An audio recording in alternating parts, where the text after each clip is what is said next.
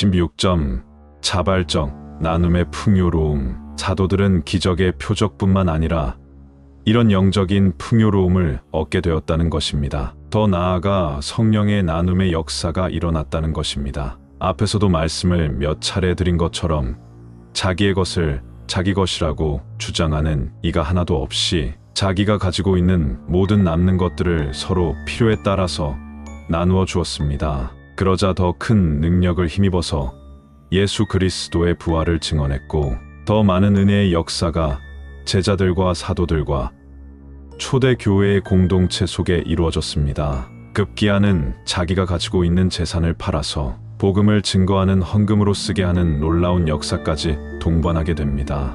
이렇게 완전히 변화된 삶, 이것이 성령의 충만함의 힘이며 은혜이며 감격이며 신앙의 원동력인 것이라 하겠습니다. 살아있는 성령께서 역사하시는 은혜의 현장인 것입니다. 어떤 사람들은 이런 현상을 공산주의냐?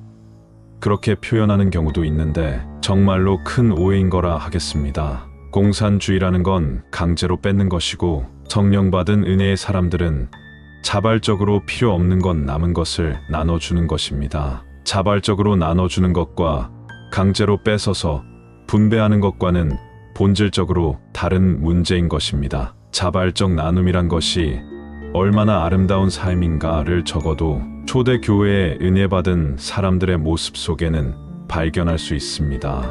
그래서 초대 교회에는 낭비하거나 궁핍한 자가 없었다는 것입니다. 글쎄 얼마나 궁핍함이 없었는지는 알 수 없지만 이렇게 자기의 필요한 것들을 이렇게 공급받는 정도의 그런 풍요로움이 있었으니 얼마나 좋았을까? 그런 생각이 듭니다. 참으로 놀라운 일이 아닐 수 없습니다. 싸움과 전쟁은 빼앗으려는데 목적이 있기 때문이며 자신만 배부르면 된다는 것이라 하겠습니다. 감방 안에서의 나눔의 기적. 어떤 신자가 이런저런 문제로 감옥에 갔습니다. 감옥에 가면 사람마다 보급이 나오는데 거기에 힘센 사람이 물품들을 다 독점을 하는 겁니다. 그러니까 힘센 사람은 다 자기 것으로 풍족하게 쓰는 겁니다. 아니 풍족한 게 아니고 다 쓰지 못하는 잉여 재물이 되는 거죠. 그런데 다른 사람들은 쓰지를 못하는 풍족과 궁핍이 같은 방 안에서 일어나는 겁니다. 그래, 이 신자가 제안을 하기를 그렇게 하지 말고 우리가 각자의 필요대로 나누어 씁시다. 맨 처음에는 안 돼. 아주 강력하게 저항을 했겠죠. 속된 말로 뒤지게 맞았을 겁니다. 힘센 사람에게 저항하니까 반역을 하니까 얼마나 맞았겠습니까? 얼마나 왕따를 시켰겠습니까? 그런데 이것을 온화함으로 정말 성령 받은 은혜의 역사처럼 이 크리스찬이 깜빵에서 삶의 모범을 보이니 이 사람이 감동을 받아서 치약도 나누어 쓰고 물품을 나누어 썼다는 겁니다. 그랬더니 풍족하지는 않지만 보급품으로 부족하지 않게 생활했다는 겁니다. 우리 사회의 문제나 이 세상의 문제는 독과점의 문제임 8대 2의 법칙이라고 그럽니다. 그보다 더 심할 수도 있겠습니다. 소수의 사람이 많은 재물과 많은 영향력을 가지고 있어서 다수의 사람들이 궁핍하고 힘들게 사는 비참한 생활을 하면서 살아가게 됩니다. 그러니 신자의 소망이 뭔가?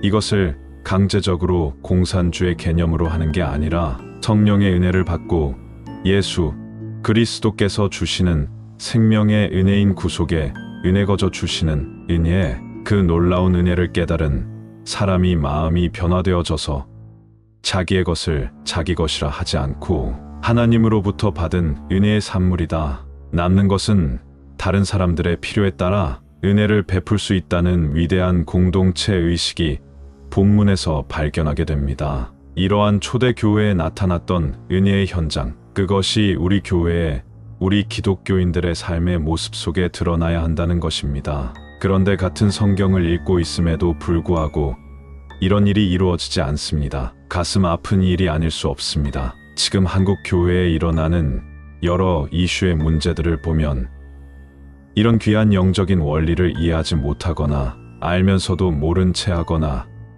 또 다른 은혜라는 이름으로 명목으로 혹은 갑질을 하는 값싼 은혜자의 삶을 사는 경우가 적지 않습니다. 오늘의 본문의 말씀을 힘입어서 우리가 한 번에 이렇게 할 수는 없을지라도 비움의 은혜, 우리가 가지고 있는 하나님으로부터 받은 은혜를 비움으로써 채워지는 또 다른 성령의 깨우치심을 우리가 깊이 깨닫고 나눔을 실천하길 간절히 소원해 봅니다. 그렇다고 우리가 궁핍하게 살자는 의미는 아닙니다. 어떤 연예들을 보자면 기부를 수십억 수백을 하면서 정작 자신을 빈궁하게 사는 경우들을 보게 됩니다. 기부도 적정선에서 해야 합니다. 서로 자족하는 은혜, 자발적인 은혜, 그러한 작은 지상 천국의 모습을 우리가 사도행전 4장을 통해서 때다른 바처럼 우리의 현실적인 삶 속에서도 이루어지는 인의 역사가 있게 되어지기를 간절히 바랍니다. 인천 송도역 배짜마에서 이종하였습니다.